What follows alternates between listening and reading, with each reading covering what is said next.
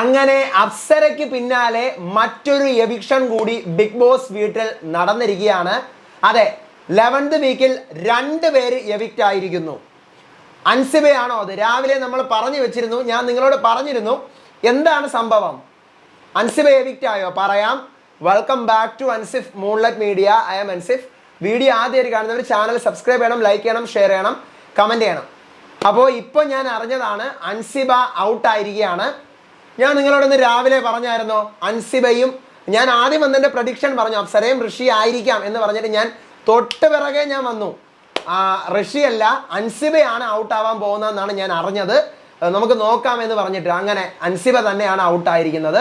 അപ്സര ഇന്നത്തെ എപ്പിസോഡിലും അൻസിബ നാളത്തെ എപ്പിസോഡിലുമാണ് ഔട്ടാവാൻ പോകുന്നതെന്നാണ് അറിയാൻ പറ്റിയത്. നമുക്ക് നോക്കാം.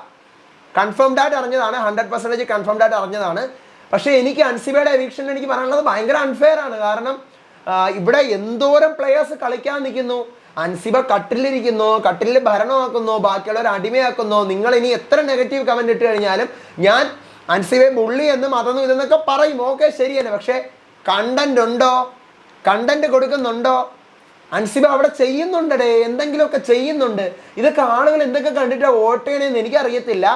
എന്തായാലും അൻസിബ എവിക്റ്റ് ആയിരിക്കുകയാണ്, കൺഫേംഡ് ആണ്, ഒന്നും പറയാനില്ല. അൻസിബ എവിക്റ്റ് ആയിരിക്കുന്നു, അൺഫെയർ ആണ്, കൺഫേംഡ് ആണ്.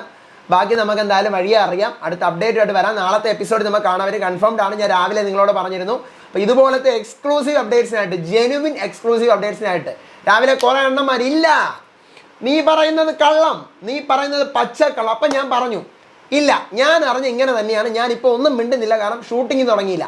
ഷൂട്ടിങ് കഴിഞ്ഞിട്ട് ഞാൻ വരുന്നുണ്ടെന്ന് ഞാൻ പറഞ്ഞിട്ടാണ് പോയത്. ഞാൻ അഹങ്കാരമായിട്ട് പറയുന്നതല്ല. കുറേ അത്ര നെഗറ്റീവ് കമൻ്റ് ആയിരുന്നു. അൻസിബയോ എങ്ങനെ പോവും? അപ്പം ഞാൻ പറഞ്ഞു ഞാൻ അറിഞ്ഞതാണ്, ഞാനല്ല ഇറക്കി വിടുന്നത് പോവാൻ. അൻസിബ എവിക്റ്റ് ആയിരിക്കുകയാണെന്നാണ് അറിഞ്ഞത്. അടുത്ത അപ്ഡേറ്റ് ആയിട്ട് വരാം, വിശേഷമായിട്ട് വരാം. അപ്പോൾ അതുവരേക്കും ബൈ ആൻഡ് ടേക്ക് കെയർ.